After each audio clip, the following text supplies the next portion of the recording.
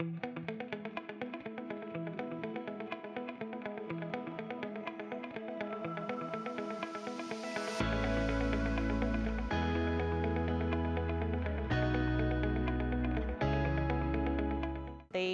come and infuse an initial large capital investment for their facilities.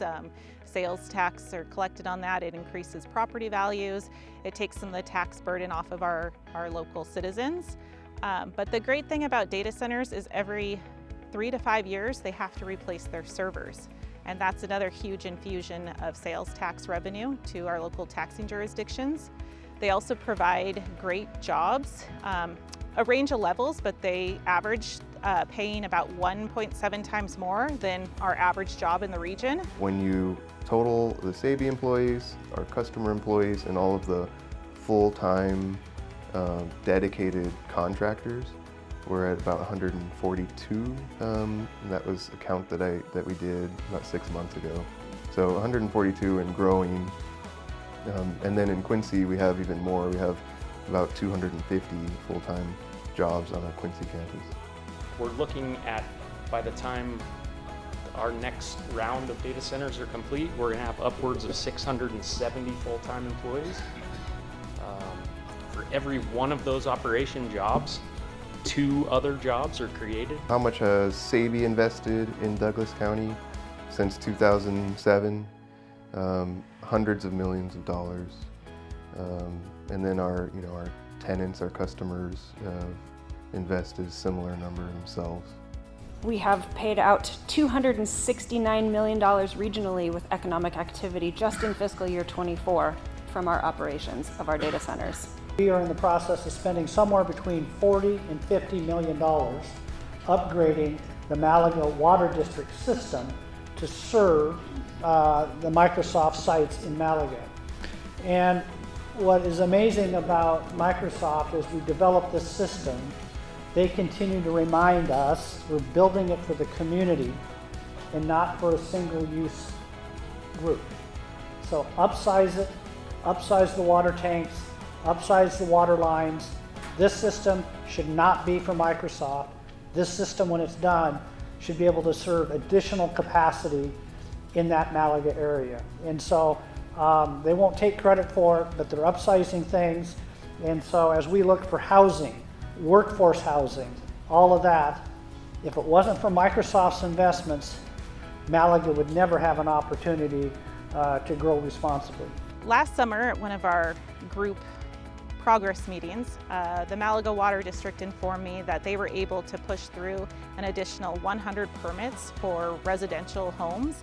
And that was solely because they knew of all the improvements that were being done to their system by Microsoft. So really, I mean, there's this trickle-down effect that this data center development is actually helping us solve our housing problem by allowing additional houses to be built in the region. In the last couple of years, SABE has given about $600,000 directly to local organizations. We give money to school districts to support their programs. We gave money to the YMCA to build their new facility.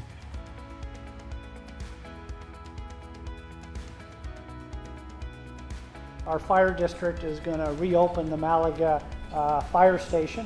And so, but to do that, property taxes lag, right? Property taxes are still a couple years away. And so Microsoft, not required by the building permit, not required by Chelan County, basically said, no, we understand we need to put some firefighters in there. We're just going to go ahead and self-fund it for the first year. And the benefit that will create for the community of Malaga is their fire rates will go back down because of proximity to the response times. And it'll be a great benefit for the community. So we're just going to write a check so the firefighters can be in Malaga, and they didn't have to do that. They were not required to do that, and they stepped up and said, we're going to do the right thing. Yeah, the tax base here, just to kind of rough, it was like 500 million about 20 years ago.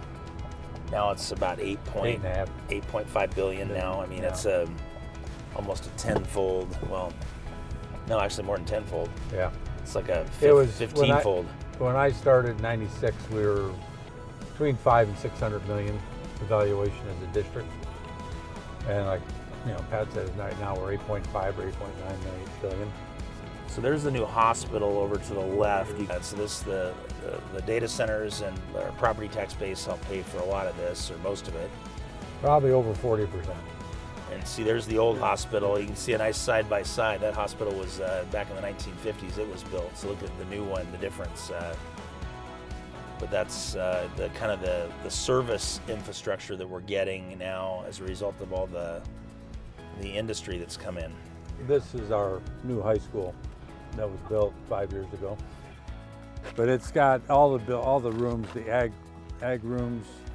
Got a couple of are all gymnasiums. top-notch. Really nice football field on the other side. Homes like right across the street now, which is nice. Having neighborhoods right next to the school. This was all agricultural This fields. is all here. farm ground. Yeah, a few years ago. Now it's high schools, homes. This wouldn't have been possible without the data centers. Data centers have been a real positive influence on the regions. And the reason for that is because their assessed valuation is so much higher than, say, homes or something of that nature. And the greater the assessed valuation for the county, that means that our property taxes that homeowners pay actually will be less. Never would I thought that we'd have in these data centers not only billions of dollars of investment, but basically to say, guess what? They're not really using hardly any Chelan County or Douglas County power. It's all being wheeled in.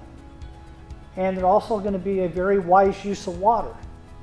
So here's a major company coming in, a very small environmental footprint, and they're going to be paying millions of property taxes, sales taxes. I mean, we've hit the jackpot with a company like this coming in.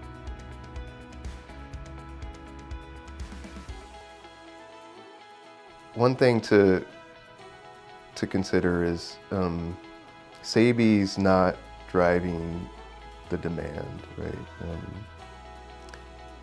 We're meeting the demand with supply, right? So it's literally all of us that are driving demand for data centers, because data centers are the physical infrastructure that supports our digital lives.